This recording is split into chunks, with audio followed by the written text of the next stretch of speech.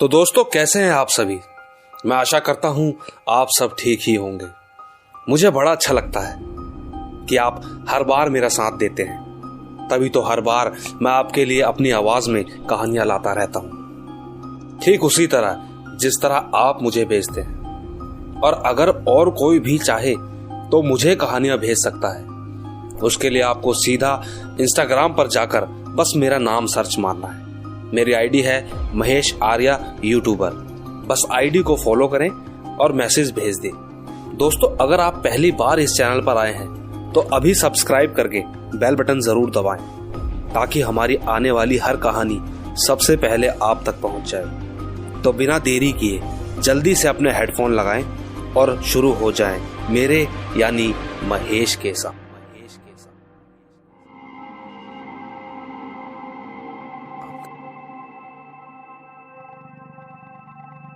हाय, मेरा नाम सागर है। वैसे मैं उड़ीसा का रहने वाला हूं और आज मैं आपको अपने परदादा यानी मेरे पिताजी के भी पिताजी, बड़ी पुरानी कहानी है। काफी साल हो गए, पर डर तो इंसान अपने जन्म से लेकर ही पैदा होता है। ठीक उसी तरह कहानियां तो पुराने समय से चली आ रही हैं। हालांकि उस वक्त उनकी उम्र 26 वर्ष ही रही होगी और वो उस समय गांव में ही रहा करते थे अपने परिवार के साथ। घर चलाने के लिए वो खेतों पर काम किया करते थे।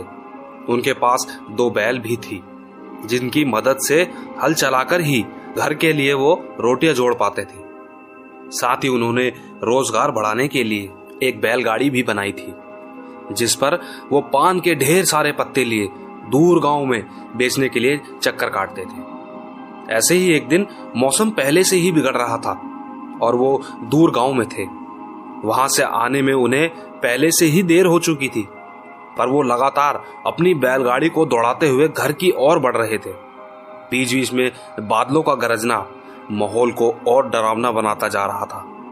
इसी बीच जोरदार बारिश ने उन्हें रास्ते में रुकने पर मजबूर कर दिया। एक तो पहले ही समय बहुत हो चुका था और ऊपर से ये बारिश की वजह से उन्हें 2 घंटे और रुकना पड़ा। उन दिनों मोबाइल की सुविधा भी नहीं थी, तो समय का पता ही नहीं चल पा रहा था। पर जैसे तैसे बारिश थमी, उन्होंने अपना तांगा फिर से आगे की ओर बढ़ाया और बिना किसी रुकावट के वो आगे की ओर बढ़ते रहे। हमारे गांव से पहले एक आम का बगीचा पड़ता है और पूरे गांव वालों को उसी से होकर आना पड़ता है। मेरे दादाजी भी लगातार बैलों को लिए उस बगीचे के अंदर से होते हुए जा रहे थे कि तभी अचानक गाड़ी को एक झटका सा लगा और उसके बाद वो गाड़ी वहीं की वहीं जम के रह गई। दादाजी को लगा कि शायद बैलों को थकान लग गई होगी, इसीलिए गाड़ी आगे नहीं बढ़ रही है। पर कहीं ना कहीं बैलों को देखकर उन्हें यह लग रहा था कि ये थकान की वजह से तो नहीं रुके, क्योंकि वो अपना जोर आगे की ओर बढ़ा रहे थे। एक बार को तो उन्हें लगा शायद गाड़ी के चक्कों में कुछ फंस गया होगा, पर देखा तो पाया चक्के तो बिल्कुल साफ हैं। इधर उधर देखने के बाद अब बस एक ही जगह बाकी थी और वो थी पीछे।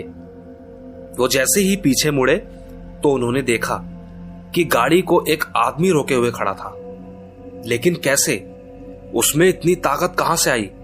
पर दोस्तों, यकीन मानो, दादाजी डरे नहीं, जबकि वो कोई इंसान नहीं था, वो एक प्रेत था। दादाजी उतरे और उसके ओर बढ़े, ये कहते हुए कि रुक, तुझे अभी बताता हूं। वो प्रेत बैलगाड़ी के बगल से होता हुआ आगे की ओर जाकर खड़ा हो गया, पर कुछ बोला नहीं। ऐसे 2-3 बार हुआ। दादा आगे जाते तो वो घूमकर पीछे की ओर आ जाता। दादाजी गुस्से में थे। उन्हें मालूम था कि शायद कुछ तो गलत हो रहा है।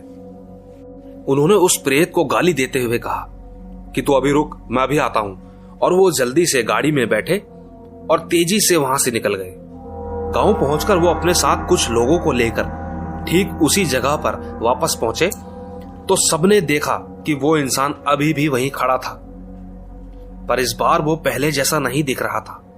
लेकिन दोस्तों, पहले के लोगों में आज के मुताबिक ज्यादा हिम्मत हुआ करती थी। धीरे धीरे सब लोग उसकी ओर बढ़े तो वो एक बड़े से पेड़ के पीछे जाकर खड़ा हो गया। और आप यकीन मानो, जब सब लोग पेड़ के पास पहुंचे तो वहां कोई नहीं था। वो जो भी था गायब हो चुका था। पर वो चाहता क्या था? क्योंकि उसने हालांकि किसी एक को भी नुकसान तो नहीं पहुंचाया, पर ठीक से सामना भी तो नहीं कर पाया। दोस्तों, ये वो किस्सा है जिसे सुनकर आपको डर तो शायद ही लगा हो, पर आपको मेरे दादाजी की हिम्मत पर एक कमेंट तो जरूर करना चाहिए। बस इतनी सी ही थी मेरी ये कहानी। तो दोस्तों, ऐसे ही हम सौरभ शर्मा की वो कहानी आपके सामने लाने जा रहे हैं जब वो बेंगलोर में थे। फिलहाल अभी वो दिल्ली में ही है और ये घटना कुछ 3 साल पहले की है, जब सौरभ ने अपनी ग्रेजुएशन के लिए बेंगलोर के गार्डन सिटी कॉलेज में नया दाखिला लिया। पहले ही दिन जब सौरभ वहां पहुंचा तो वहां सौरभ के कुछ नए दोस्त बने। हालांकि सौरभ को यह बात पहले दिन ही पता चल गई थी कि उनका यह कॉलेज एक कब्रिस्तान के ऊपर बना हुआ है और साथ ही कॉलेज के जस्ट पीछे कॉलेज का एक प्लेग्राउंड भी था जहां पर कॉलेज के स्टूडेंट खेलने जाया करते थे। उनमें से मैं भी एक था। हमारे कॉलेज का सिलेक्शन होने वाला था। हम रोज वहां पर प्रैक्टिस के लिए जाया करते थे। कई बार खेलते समय हमारी बॉल ग्राउंड के आखिरी में बनी दीवार के पार चली जाती। मैं वैसे कई बार वहां पर बॉल लेने जा चुका हूं।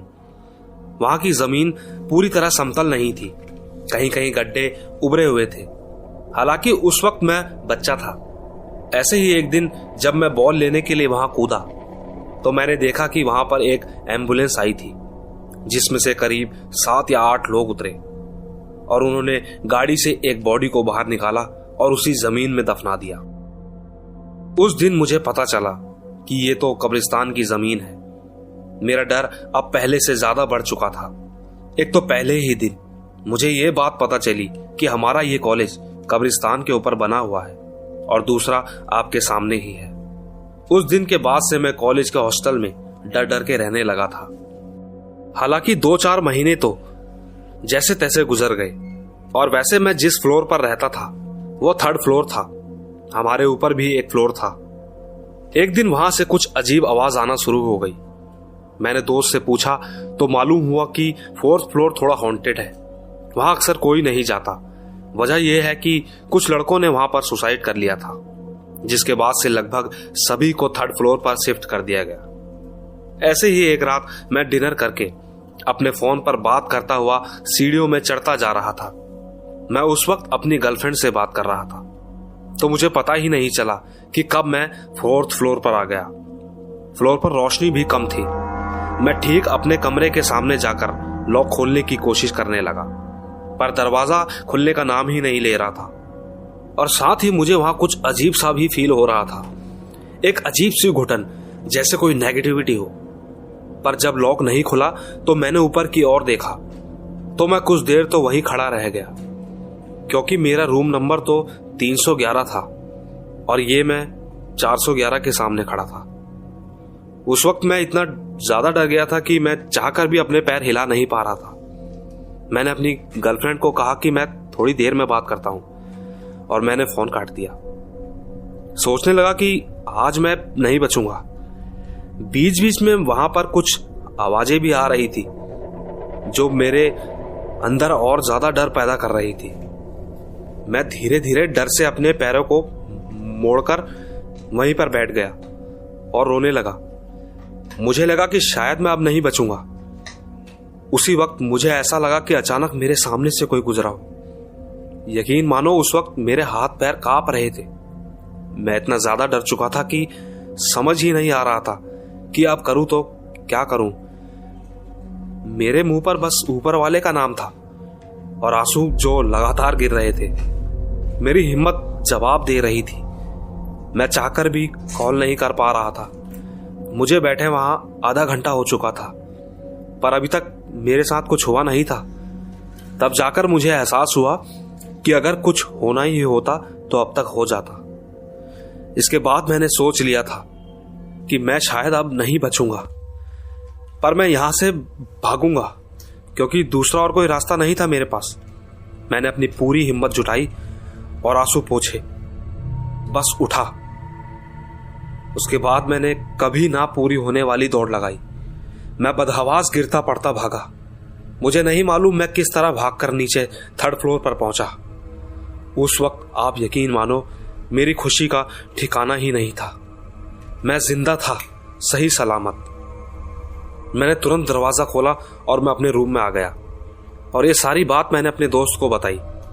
मेरी पूरी बात सुनने के बाद उसने कहा कि तू थोड़ा ध्यान रखा कर इन सब चीज़ों का। माना कि तू गलती से ऊपर चला गया था, पर कम से कम एक कॉल ही कर देता तो हम तुझे लेने ऊपर ही आ जाते। अब जो भी है, पर तू आगे से अपना ध्यान रखियो और इतनी जल्दी हिम्मत मत हारा कर।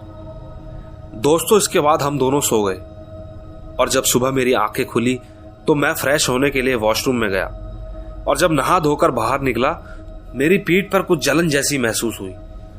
मैंने शीशे में देखा तो पाया कि मेरी पीठ पर बड़े बड़े निशान से पड़े हुए थे।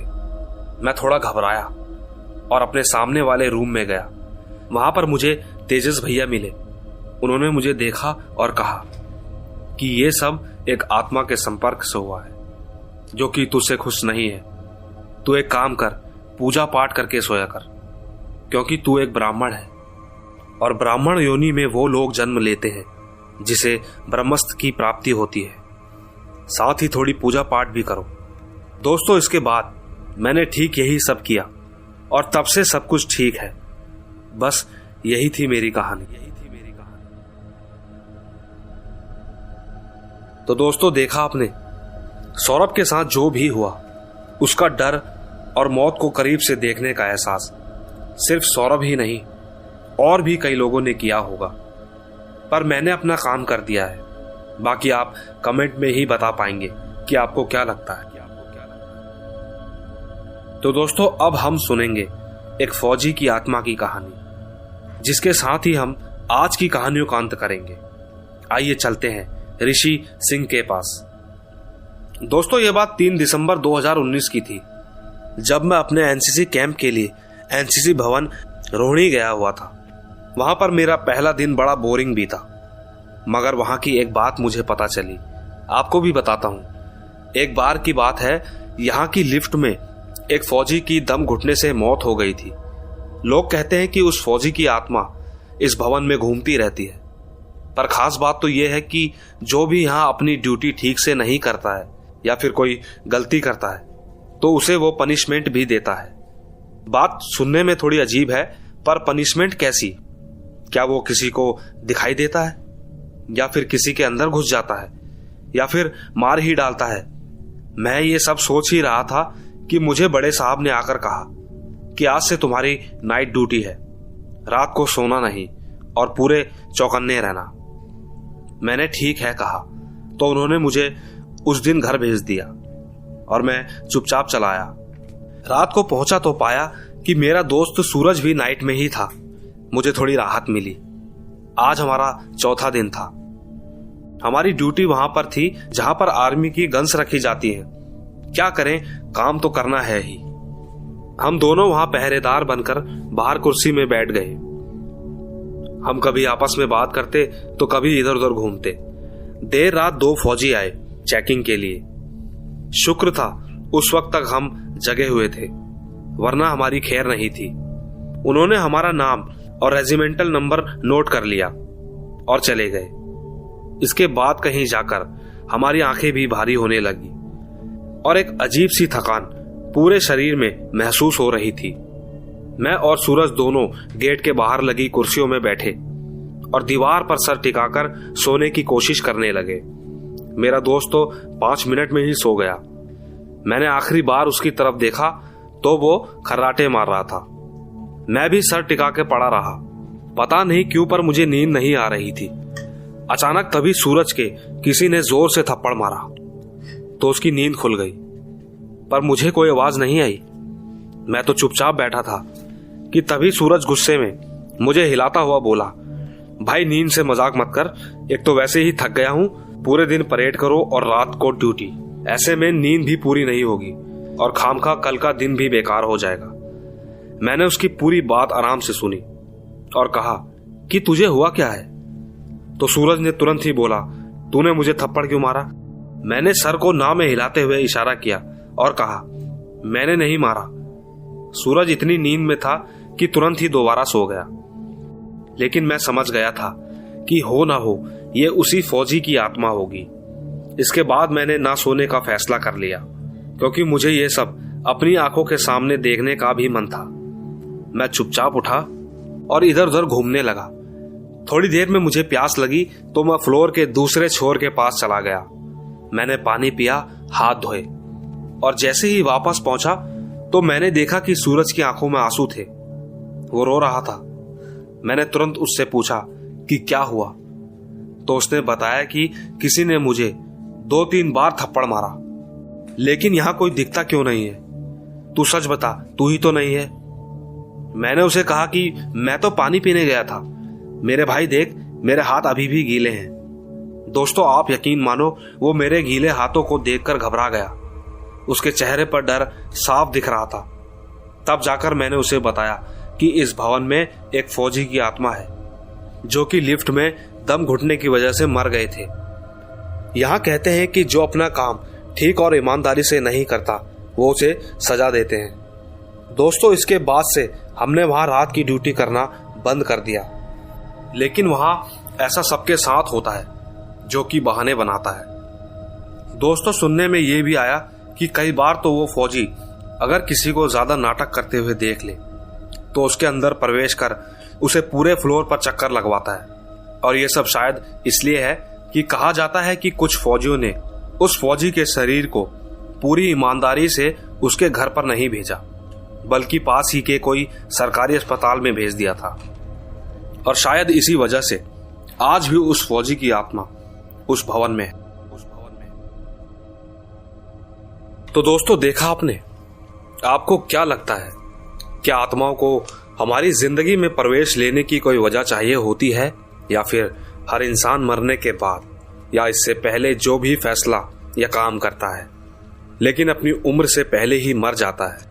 जैसे कि लोग कहते हैं, जब किसी इंसान की मौत उसकी इच्छा के विरुद्ध होती है, यानी वो अपने उम्र की सीमा से पहले मर जाता है, तो उसकी आत्मा तब तक भटकती रहती है जब तक वो अपनी उम्र पूरी ना कर ले। खैर, आपको अगर कहानी अच्छी लगी तो लाइक, शेयर और कमेंट तो जरूर करें, ताकि हम आपके लिए ऐसी कहानियां बस लाते ही रहें। और हमेशा याद रखें, आपका प्यार ही हमारा त्योहार है। Bye bye.